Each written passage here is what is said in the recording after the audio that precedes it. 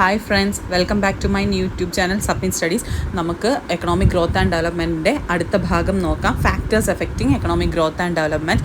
ഇന്നലെ നമ്മൾ എക്കണോമി എന്താണെന്നുള്ള ഇൻട്രൊഡക്ഷൻ നോക്കി, ടൈപ്സ് ഓഫ് എക്കണോമീസ് നോക്കി, അതിനകത്ത് തന്നെ എക്കണോമിക് ഗ്രോത്ത് ആൻഡ് ഡെവലപ്മെൻറ്റ് നോക്കി. ഇനി നമുക്ക് factors affecting economic growth and development ആണ്. അതിനകത്ത് ആദ്യമേ പോയിൻറ്റ്സ് ആയിട്ടാണ് കൊടുത്തിരിക്കുന്നത്, അതിനുശേഷം ഓരോന്നായിട്ട് ഡിഫൈൻ ചെയ്യാം. ഫസ്റ്റ് വരുന്നത് ലേബർ ഫോഴ്സ് ആണ്, second natural resources, then public expenditure, inflation, high proper growth, low per capita income, existence of poverty, unemployment, instability of agricultural growth, inequalities in income, etcetera. ഒരുപാട് factors ഉണ്ട്, പക്ഷേ അതിനകത്തുനിന്ന് ഇത്രയുമാണ് important ആയിട്ടുള്ള factors എന്ന് പറയുന്നത്. പിന്നെ വേറൊരു കാര്യം, നിങ്ങൾ എക്സാംസിന് എഴുതുമ്പോഴാണെങ്കിലും ക്ലാസ് ടെസ്റ്റിനാണെങ്കിലും എന്തിനാണെങ്കിലും ടൈം ഉള്ളതുപോലെ, ഇപ്പോൾ എസ് ഐയും 6 മാർക്സിൻ്റെ ക്വസ്റ്റ്യൻസൊക്കെ ആണ് എന്നുണ്ടെങ്കിൽ കഴിവതും നിങ്ങൾ factors affecting economic growth and development, അങ്ങനെ കോസസ് ഫോർ അങ്ങനെയൊക്കെ ചോദ്യങ്ങൾ വരുവാണെന്നുണ്ടെങ്കിൽ കഴിവതും നിങ്ങൾ പോയിൻറ്റ്സ് ആയിട്ട് എഴുതിയിട്ട് പിന്നെ ആ പോയിൻറ്റിനെ ഓരോന്നെടുത്ത് ഡിഫൈൻ ചെയ്ത് എഴുതാൻ നോക്കുക. കാരണം എത്രത്തോളം നമ്മൾ ഡീപ്പായിട്ട് എഴുതുന്നോ അത്രത്തോളം നമുക്ക് മാർക്ക് കിട്ടും. അതുപോലെ തന്നെ ഒരുപാട് അങ്ങ് എഴുതണമെന്നുമില്ല, നമുക്കറിയാവുന്ന പോയിൻറ്റ്സ് നല്ലതുപോലെ പഠിച്ച് എഴുതുക എന്നുള്ളതാണ് അതിനകത്ത് വരുന്ന വേറൊരു കാര്യം. ഓക്കെ, നമുക്കപ്പോൾ ആദ്യമേ ലേബർ ഫോഴ്സ് എന്താണെന്ന് നോക്കാം. ലേബർ ഫോഴ്സ് അല്ലെങ്കിൽ വർക്ക് ഫോഴ്സ്. ലേബർ ഫോഴ്സ് എന്ന് പറയുന്നത് അല്ലെങ്കിൽ വർക്ക് ഫോഴ്സ് എന്ന് പറഞ്ഞാലും തന്നെ നമുക്ക് ആ ഒരു പോയിന്റിൽ നിന്ന് തന്നെ നമുക്ക് മനസ്സിലാവും, അല്ലെങ്കിൽ ആ ഒരു ഹെഡിങ്ങിൽ നിന്ന് തന്നെ നമുക്ക് മനസ്സിലാവും. ലേബർ അല്ലെങ്കിൽ workers, all persons or total number of persons who are currently employed as well as who are unemployed. അതായത് ഇപ്പോഴും നിലവിൽ എംപ്ലോയിഡ് ആയിട്ടുള്ളതും അതല്ല അൺഎംപ്ലോയിഡ് ആയിട്ടുള്ള എല്ലാ പേഴ്സൺസിൻ്റെയും, അല്ലെങ്കിൽ നമുക്ക് ടോട്ടൽ നമ്പർ ഓഫ് പേഴ്സൺസ് എന്ന് പറയാം. അങ്ങനെയുള്ള ആൾക്കാരെയാണ് നമ്മൾ ലേബർ ഫോഴ്സ് അല്ലെങ്കിൽ വർക്ക് ഫോഴ്സ് എന്ന് പറയുന്നത്. കുറച്ചും കൂടി സിമ്പിളായിട്ട് പറയുകയാണെങ്കിൽ വേറൊരാളുടെ കീഴിൽ ജോലി ചെയ്യുന്ന ആൾക്കാരെ നമുക്ക് ലേബർ ഫോഴ്സ് അല്ലെങ്കിൽ വർക്ക് ഫോഴ്സ് എന്ന് പറയാം. അപ്പോൾ ലേബർ ഫോഴ്സ് അല്ലെങ്കിൽ വർക്ക് ഫോഴ്സ് എന്ന് പറഞ്ഞാൽ സിമ്പിളായിട്ടുള്ള 2 പോയിൻറ്റ്സ് ആണ്. All persons or total number of persons who are currently employed as well as who are unemployed. അതേ കണക്ക് തന്നെ persons who work under others. അത് രണ്ടാമത്തെ ഒരു സിമ്പിൾ ഡെഫിനേഷൻ. ഇനി അടുത്തത് വരുന്നതെന്ന് പറഞ്ഞാൽ നാച്ചുറൽ റിസോഴ്സസ് എന്ന് പറയുന്നത് നമുക്കറിയാം, നമ്മൾ ഭൂമിയിൽ അല്ലെങ്കിൽ നമ്മുടെ പ്ലാനറ്റിലാണെങ്കിലും അല്ലെങ്കിൽ നമുക്ക് ചുറ്റുമാണെങ്കിലും നാച്ചുറലായിട്ട് കിട്ടുന്ന സബ്സ്റ്റൻസസ് അല്ലെങ്കിൽ റിസോഴ്സസ് ആദ്യമേ ഞാൻ പറഞ്ഞായിരുന്നു, കഴിഞ്ഞ പാർട്ടിൽ ഞാൻ പറഞ്ഞിട്ടുണ്ടായിരുന്നു റിസോഴ്സസ് എന്താണെന്നുള്ളത്. അപ്പോൾ അതിനെല്ലാം തന്നെയാണ് നമുക്ക് നാച്ചുറലായിട്ട് നമുക്ക് കിട്ടുന്ന സാധനങ്ങൾ എന്ന് നമുക്ക് വേണമെങ്കിൽ പറയാം.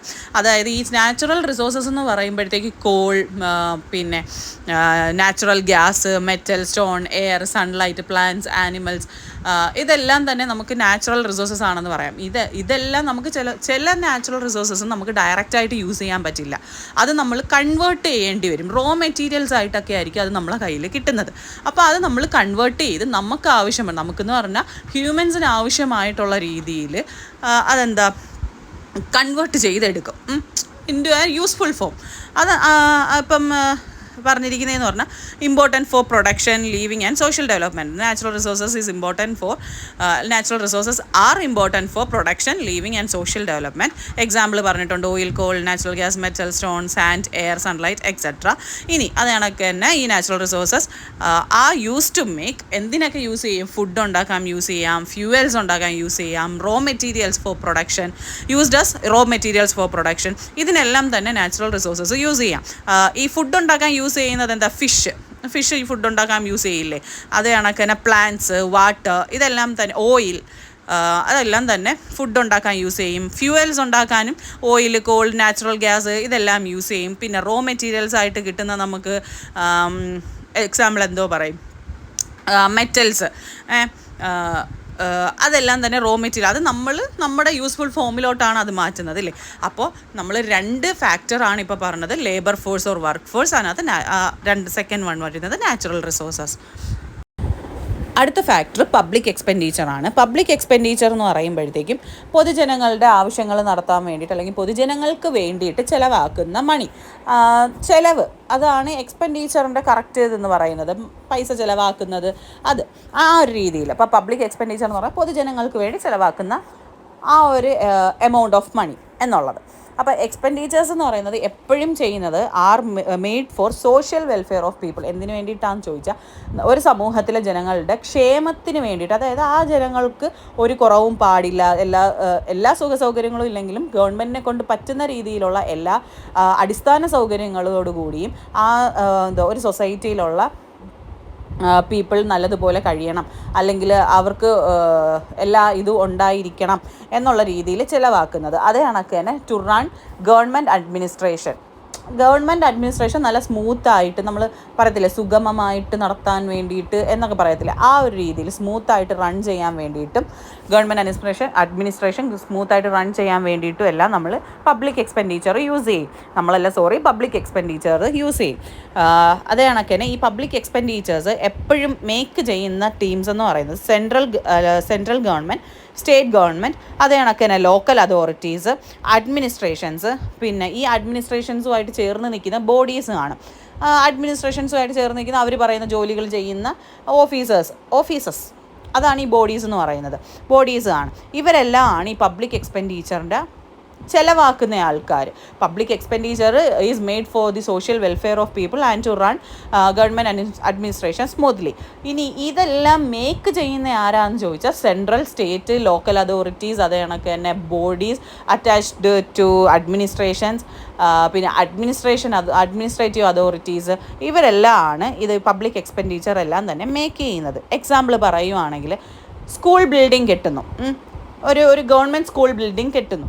അതെന്ന് പറയുന്നത് എന്താണ്, നമ്മുടെ ആ ഒരു ഏരിയയിലുള്ള അല്ലെങ്കിൽ ജനങ്ങളുടെ നല്ലതിന് വേണ്ടിയിട്ട് സർക്കാർ ചെയ്യുന്ന ഒരു പ്രവൃത്തിയാണല്ലേ ഒരു സ്കൂൾ കെട്ടിടം കെട്ടുന്നു എന്ന് പറയുന്നത്. അതേ കണക്കന്നെ ഡാംസ് കെട്ടുന്ന, തടയണ കെട്ടുന്നു, ഡാംസ്, പിന്നെ things done for public goods, പിന്നെ ജനങ്ങളുടെ പബ്ലിക് ഗുഡ്സിന് വേണ്ടി, ജനങ്ങളുടെ നല്ലതിന് വേണ്ടി ചെയ്യുന്ന എല്ലാ കാര്യങ്ങളും. ഇപ്പം ബസ് സ്റ്റോപ്പിൽ ഷെൽട്ടർ പണിയുന്നത്, ബസ് സ്റ്റോപ്സ് ആയിട്ട് പണിയുന്നത്, ഷെൽട്ടറൊക്കെ പണിയൂലേ, അതെന്ന് പറയുന്ന ഒരു പബ്ലിക് ഗുഡാണ് ഇല്ലേ, ജനങ്ങൾക്ക് വേണ്ടിയിട്ട് ചെയ്യുന്ന ഒരു കാര്യമാണ്. അപ്പോൾ അതേ കണക്കുള്ളതൊക്കെയാണ് ഈ പബ്ലിക് എക്സ്പെൻഡിച്ചേഴ്സിൽ വരുന്നത്. അടുത്തതെന്ന് പറയുന്നത് ഇൻഫ്ലേഷനാണ്. അടുത്തൊരു ഫാക്ടർ എന്ന് പറയുന്നത് ഇൻഫ്ലേഷൻ എന്ന് പറയുന്നത് rising of the rate of goods and services in a certain period of time. ഒരു നിശ്ചിത കാലയളവിൽ അല്ലെങ്കിൽ ഒരു പർട്ടിക്കുലർ പീരീഡ് ഓഫ് ടൈമിൽ ഗുഡ്സ് ആൻഡ് സർവീസസിൻ്റെ റേറ്റ് റൈസ് ആകുന്നു. ഇതിനെയാണ് ഇൻഫ്ലേഷൻ, നമ്മൾ വിലക്കയറ്റം എന്നൊക്കെ പറയില്ലേ, അതാണ് സംഭവം ഇൻഫ്ലേഷൻ. 3 types ഓഫ് ഇൻഫ്ലേഷൻ ഉണ്ട്. Demand pull inflation, cost push inflation, built in inflation. അതിനകത്ത് ഫസ്റ്റ് വൺ എന്ന് പറയുന്നത് ഡിമാൻഡ് പുൾ ഇൻഫ്ലേഷൻ എന്ന് പറയുന്നത് ആ ഒരു വാക്കിൽ തന്നെ ഉണ്ട്. ഡിമാൻഡ് മൂലം അറൈസ് ആവുന്ന ഇൻഫ്ലേഷൻ. ഒരു സാധനത്തിന് ആവശ്യക്കാർ കൂടുതലാണ് എന്നുണ്ടെങ്കിൽ അതിൻ്റെ പ്രൈസ് ഓട്ടോമാറ്റിക്കലി റൈസ് ആവും. കാരണം എത്ര പൈസ കൊടുത്തായിട്ടാണെങ്കിലും ആ സാധനം വാങ്ങാൻ ആൾക്കാർ ക്യൂ നിൽക്കുവാണ്. അപ്പോൾ ഓട്ടോമാറ്റിക്കലി അതിൻ്റെ പ്രൈസ് ഇൻക്രീസ് ആവും. അതാണ് inflation arising out of demand pull inflation എന്ന് പറയുന്നത്. രണ്ടാമത്തത് കോസ്റ്റ് പുഷ് ഇൻഫ്ലേഷൻ. അതായത് സപ്ലൈ കൂടുന്നതനുസരിച്ച് ഇൻഫ്ലേഷൻ കൂടുന്നു, വിലക്കയറ്റം കൂടുന്നു. Inflation arising out of supply കൂടുന്നതനുസരിച്ച് ഇൻഫ്ലേഷൻ കൂടുന്നു. അതാണ് കോസ്റ്റ് പുഷ് ഇൻഫ്ലേഷൻ എന്ന് പറയുന്നത്. അടുത്തത് ബിൽട്ട് ഇൻ ഇൻഫ്ലേഷൻ എന്ന് പറയുന്നത് inflation arising out of the expectation of the people when the price of goods and services increases it will increase in future also. അതിനകത്ത് ആ ഇൻക്രീസസിൻ്റെ സ്പെല്ലിങ് ഞാൻ ടൈപ്പ് ചെയ്തപ്പോൾ വന്നൊരു മിസ്റ്റേക്കാണ് കേട്ടോ, സോറി. CREASES. അപ്പം ഈ ബിൽട്ട് ഇൻ ഇൻഫ്ലേഷൻ എന്ന് പറയുമ്പോഴത്തേക്കും സ്വാഭാവികമായിട്ടും ഒരു സാധനത്തിൻ്റെ വില ഇപ്പോഴും കൂടിയെന്ന് വെച്ചോ, ആ സാധനത്തിൻ്റെ പ്രൈസ് അതായത് പ്രസൻറ്റിൽ റൈസ് ആകുമ്പോഴത്തേക്കും ജനങ്ങളിലൊരു തോന്നൽ വരും, ഇനി ഫ്യൂച്ചറിലും ഇതിൻ്റെ പ്രൈസ് കൂടി തന്നെ പോകത്തുള്ളൂ, കുറയാൻ സാധ്യതയില്ല, അങ്ങനെ ഒരു എക്സ്പെക്റ്റേഷൻ വരും. ഇതിനെയാണ് ബിൽട്ട് ഇൻ ഇൻഫ്ലേഷൻ എന്ന് പറയുന്നത്. ഡിമാൻഡ് പുൾ ഇൻഫ്ലേഷൻ ഉണ്ട്, കോസ്റ്റ് പുഷ് ഇൻഫ്ലേഷൻ ഉണ്ട്, ബിൽട്ട് ഇൻ ഇൻഫ്ലേഷൻ ഉണ്ട്. ബിൽട്ട് ഇൻ ഇൻഫ്ലേഷനാണ് കുറച്ച് ഇച്ചിരി ലെങ്തി ആയിട്ടുള്ളത്. മറ്റേത് രണ്ടും നമുക്ക് ഇതിൽ നിന്ന് തന്നെ മനസ്സിലാവും, ആ ഒരു ഹെഡിങ്ങിൽ നിന്ന് തന്നെ മനസ്സിലാവും. ബിൽട്ട് ഇൻ ഇൻഫ്ലേഷൻ എന്ന് പറയുമ്പോഴത്തേക്കും inflation arising out of the expectation of the people when the price of goods or services അല്ലെങ്കിൽ goods and services increases it will increase in the future also. ഇപ്പോഴും ഇൻക്രീസ് ആവുന്നു, ഇപ്പോഴൊരു സാധനത്തിൻ്റെ വില കൂടുന്നു, ഫ്യൂച്ചറിലും ചിലപ്പോൾ അതിൻ്റെ വില കൂടും. പിന്നെയും കൂടും, ഇരട്ടിയാകും എന്നുള്ളൊരു എക്സ്പെക്റ്റേഷൻ, പീപ്പിളിൻ്റെ എക്സ്പെക്റ്റേഷൻ, അതാണ് ബിൽട്ട് ഇൻ ഇൻഫ്ലേഷൻ എന്ന് പറയുന്നത്. അപ്പോൾ ഇൻഫ്ലേഷൻ എന്ന് പറയുന്നത് ഒരു പെർട്ടിക്കുലർ പീരീഡ് ഓഫ് ടൈമിൽ ഗുഡ്സ് ആൻഡ് സർവീസസിൻ്റെ പ്രൈസ് ഇൻക്രീസ് ആവുന്നു അല്ലെങ്കിൽ റൈസ് ചെയ്യുന്നു, ഇതിനെയാണ് ഇൻഫ്ലേഷൻ എന്ന് പറയുന്നത്. ഇൻഫ്ലേഷൻ 3 ടൈപ്സ് ഉണ്ട്: demand pull inflation, cost push inflation, built in inflation. ഇതാണ് ഇൻഫ്ലേഷൻ എന്ന് പറയുന്നത്. അടുത്ത ഫാക്ടറാണ് high proper growth. High proper growth എന്ന് പറയുന്നത് demand for goods and services increases instantaneously with the increase in population. As a result the natural income will increase in the prices. അത് നമുക്ക് തന്നെ അറിയാവുന്ന കാര്യങ്ങളല്ലേ ഹൈ പ്രോപ്പർ ഗ്രോത്ത്. നമ്മൾ growth കൂടുന്നതനുസരിച്ച് അല്ലെങ്കിൽ ഒരു എക്കണോമിയിൽ പോപ്പുലേഷൻ കൂടുന്നതനുസരിച്ച് അവിടെ ആവശ്യമായിട്ട് വരുന്ന സാധനങ്ങളുടെ എണ്ണവും അല്ലെങ്കിൽ ഡിമാൻഡ് അല്ലെങ്കിൽ സപ്ലൈ കൂടിക്കൊണ്ടിരിക്കും ഇല്ലേ. എത്രത്തോളം പോപ്പുലേഷൻ കൂടുതലാണോ അത്രത്തോളം ഡിമാൻഡ് ആൻഡ് സപ്ലൈ അല്ലെങ്കിൽ ഫോർ എ പാർട്ടിക്കുലർ അല്ലെങ്കിൽ four goods and services increase ചെയ്തുകൊണ്ടിരിക്കും. അതാണ് ഈ ഹൈ പ്രോപ്പർ ഗ്രോത്ത് എന്ന് പറയുന്നത്. Factors affecting economic growth and development ആണ് നമ്മൾ പറഞ്ഞുകൊണ്ടിരിക്കുന്നത്. അതിൽ ഹൈ പ്രോപ്പർ ഗ്രോത്ത് ആണ് നമ്മൾ പറയുന്നത്. അതായത് ഗ്രോത്ത് ഇൻക്രീസ് ചെയ്യുന്നതനുസരിച്ച്, എന്തിൻ്റെ ഗ്രോത്താണ്? പോപ്പുലേഷൻ്റെ പോപ്പുലേഷൻ ഗ്രോത്ത് ഇൻക്രീസ് ചെയ്യുന്നതനുസരിച്ച് demand for goods and services increases automatically increases അല്ലേ, അല്ലെങ്കിൽ instantaneously increases. As a result ഇതിൻ്റെ ഫലമായിട്ട് എന്താണ്? Natural income will increase in the prices.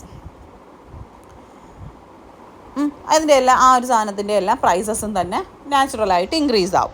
അടുത്തത് പെർ ക്യാപിറ്റ ഇൻകം. അടുത്തൊരു ഫാക്ടറാണ് per capita income. It affects the purchasing power of the individual. Per capita income എന്ന് പറയുന്നത്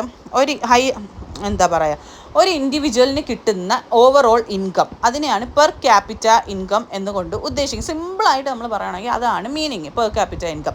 അപ്പോൾ ഈ പെർ ക്യാപിറ്റ ഇൻകം എങ്ങനെയാണ് നമ്മുടെ എക്കണോമിക് ഗ്രോത്ത് അല്ലെങ്കിൽ എക്കണോമിക് ഡെവലപ്മെൻറ്റ് എഫക്റ്റ് ചെയ്യുന്നു എന്ന് പറയുന്നത്? പെർ ക്യാപിറ്റ ഇൻകം കുറയുന്നതനുസരിച്ച് purchasing power of the individual decrease ചെയ്യും ഇല്ലേ. Higher the income earned by an individual over a period of time higher will be the chances of the individual to spend.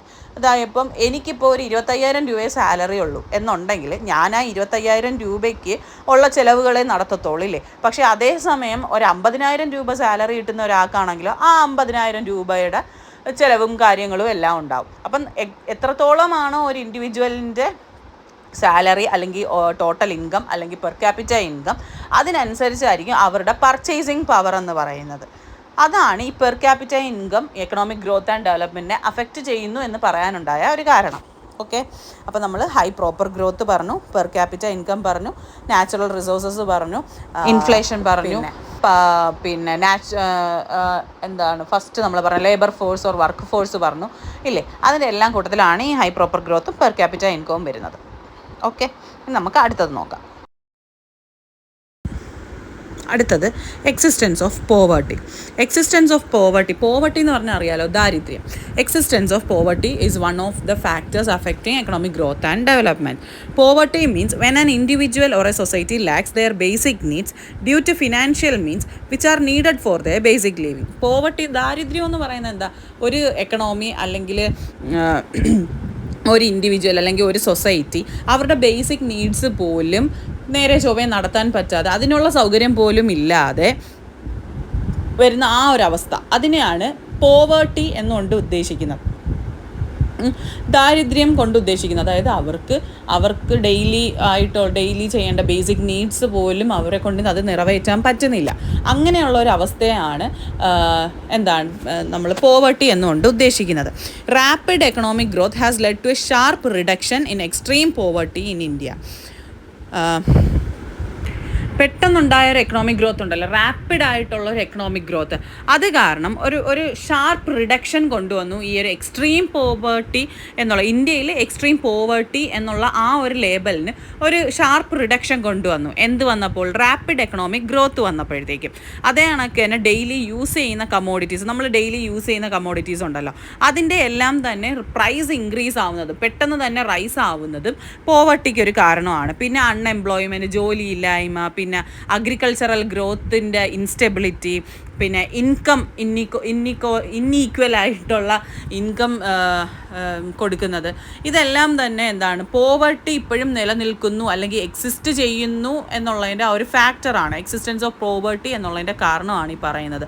Existence of poverty is one of the factors affecting economic growth and development. അതിൽ തന്നെ ഈ poverty എന്തുകൊണ്ട് ഇപ്പോഴും ഇന്ത്യയിൽ നിലനിൽക്കുന്നു എന്ന് ചോദിച്ചാൽ unemployment നമുക്ക് പറയാം. അതേ കണക്ക് തന്നെ ഇൻസ്റ്റെബിലിറ്റി ഇൻ അഗ്രികൾച്ചറൽ ഫീൽഡ് അത് നമുക്ക് പറയാം. പിന്നെ ഇൻകത്തിൻ്റെ കാര്യത്തിൽ വരുമ്പോൾ ഇന്നിക്വാളിറ്റീസ് ഉണ്ടാവും ഇല്ലേ.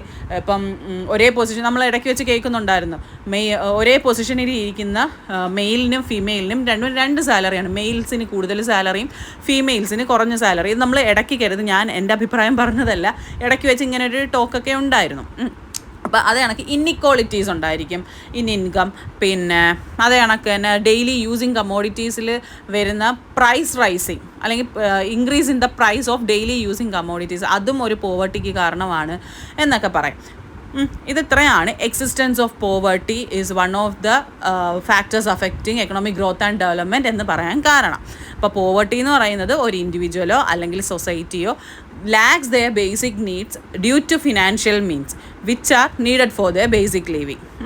Rapid economic growth has led to a sharp reduction in extreme poverty in India. Rising in the price of the daily using commodities is a reason for poverty. Other reasons are unemployment, instability of agricultural growth, അല്ലെങ്കിൽ instability in agricultural field, inequalities in income, etc. അടുത്തത് less developed എക്കണോമിയാണ്, അല്ലെങ്കിൽ under developed economy എന്ന് വേണമെങ്കിൽ നമുക്ക് പറയാം. Less developed economy അല്ലെങ്കിൽ under developed economy എന്ന് പറയുന്നത് economy that have low per capita income. അതായത് ഒരു സൊസൈറ്റിയിൽ അല്ലെങ്കിൽ ഒരു എക്കണോമിയിൽ ഉള്ള ആൾക്കാരുടെ ഇൻകം, ടോട്ടൽ ഇൻകം എടുക്കുമ്പോൾ അല്ലെങ്കിൽ ഓവറോൾ ഇൻകം എടുക്കുമ്പോഴത്തേക്കും ലോ ആണ് എന്നുണ്ടെങ്കിൽ അതിനെ നമുക്ക് economy that has low per capita income അല്ലെങ്കിൽ അതൊരു അണ്ടർ ഡെവലപ്ഡ് എക്കണോമി ആണ് എന്ന് നമുക്ക് പറയാം. അതായത് ഇപ്പോൾ എനിക്കും അല്ലെങ്കിൽ എൻ്റെ സൊസൈറ്റിയിൽ താമസിക്കുന്ന എന്നെപ്പോലെയുള്ളവർക്ക് കിട്ടുന്ന ആ ഒരു എമൗണ്ട് ഓഫ് ഇൻകം എന്ന് പറയുന്നത് കുറവാണ്, ഓവറോൾ ഇൻകം അല്ലെങ്കിൽ ടോട്ടൽ ഇൻകം കുറവാണ് എന്നുണ്ടെങ്കിൽ, അങ്ങനെ വരുമ്പോഴത്തേക്ക് ആ ടൈപ്പ് ഓഫ് എക്കണോമിയെ നമ്മൾ വിളിക്കുന്നതാണ് ലെസ് ഡെവലപ്ഡ് എക്കണോമി അല്ലെങ്കിൽ അണ്ടർ ഡെവലപ്ഡ് എക്കണോമി എന്നുള്ളത്. ഈ ലോ പെർ ക്യാപിറ്റ ഇൻകം കാരണമാണ് മിക്കവരും നമ്മൾ ഈ താഴെ തട്ടി ജീവിക്കുന്നു എന്നൊക്കെ നമ്മൾ പറയില്ലേ, ആ ഒരു രീതിയിൽ പറയുന്നത് ലീഡ്സ് ടു ലോ. അവർക്ക് മനഃപൂർവ്വം അവരങ്ങനെ ചെയ്യുന്നതല്ല, അവർക്ക് ഇൻകം കിട്ടുന്നുള്ളൂ. അതുകൊണ്ട് തന്നെ അവരുടെ ലൈഫ് സ്റ്റൈൽ എന്താണ്, അവരുടെ ലൈഫ് സ്റ്റൈലും അതിനനുസരിച്ച് താഴോട്ട് വരുന്നു, ലോ ആയി വരുന്നു. അല്ലാതെ അവർക്ക് അങ്ങനെ മുന്നോട്ട് വരണം എന്ന് താല്പര്യമില്ലാഞ്ഞിട്ടല്ല, അവർക്ക് കിട്ടുന്ന പെർ ക്യാപിറ്റ ഇൻകം കുറവായതുകൊണ്ട് തന്നെ അവർക്ക് low level of living standards ആയിരിക്കും ഉണ്ടായിരിക്കുന്നത്. അടുത്തത്, in this type of economy population growth will be high which result in the scarcity of resources.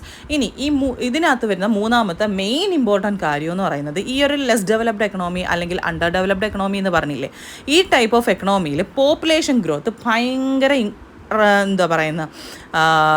Will be high എന്നാണ് പറയുന്നത്. അതായത് നമ്മുടെ ലെസ് ഡെവലപ്ഡ് എക്കണോമി അല്ലെങ്കിൽ അണ്ടർ ഡെവലപ്ഡ് എക്കണോമിയിൽ population growth will be high. ഇത് കാരണം അവർക്ക് റിസോഴ്സസിൻ്റെ എല്ലാം സ്കേസിറ്റി ഉണ്ടായിരിക്കും.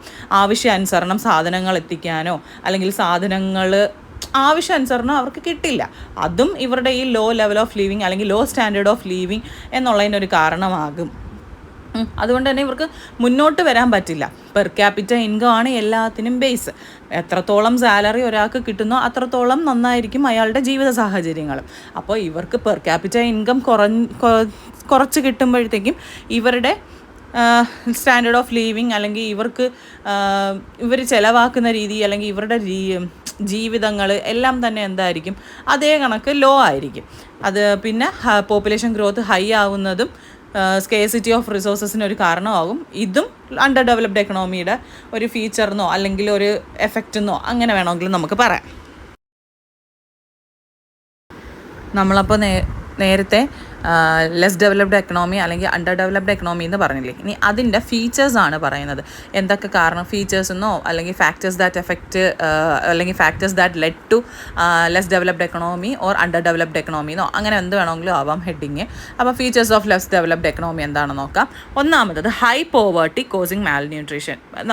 ഞാൻ നേരത്തെ പറഞ്ഞല്ലോ, അണ്ടർ ഡെവലപ്ഡ് എക്കണോമി ആകുമ്പോൾ അല്ലെങ്കിൽ ലെസ് ഡെവലപ്ഡ് എക്കണോമി ആകുമ്പോഴത്തേക്കും അവിടെ പോവേർട്ടി കൂടുതലാണ്. പോപ്പുലേഷൻ ഗ്രോത്ത് കൂടുതലായതുകൊണ്ട് തന്നെ അവിടെ പോവേർട്ടിയും അതിനനുസരിച്ച് കൂടുതലായിരിക്കും.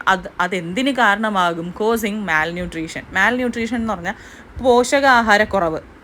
കുഞ്ഞുങ്ങൾക്കെല്ലാം പോഷകാഹാരങ്ങൾ വിറ്റാമിൻസിൻ്റെയും കാൽഷ്യം, അയൺ, നമുക്കറിയാലോ കാൽഷ്യം ഡെഫിഷ്യൻസി, അയൺ ഡെഫിഷ്യൻസി എന്നൊക്കെ പറഞ്ഞ് കാണത്തില്ലേ, അതേ കണക്ക് അതാണ് സംഭവം. അപ്പോൾ ഹൈ പോവേർട്ടി കോസിങ് മാൽ ന്യൂട്രീഷൻ ഇതൊരു ഫീച്ചറാണ് ലെസ് ഡെവലപ്ഡ് എക്കണോമിയിൽ. അതേ കണക്ക് തന്നെ പെർ ക്യാപിറ്റ ഇൻകം, നമ്മൾ ഇത്രയും നേരം പറഞ്ഞുകൊണ്ടിരുന്നത് പെർ ക്യാപിറ്റ ഇൻകം ലോ ആയിരിക്കും. അഗ്രികൾച്ചർ ആയിരിക്കും എപ്പോഴും മുന്നിൽ നിൽക്കുന്നത്. പ്രിഡോമിനൻസ് ഓഫ് അഗ്രികൾച്ചർ ആണ്.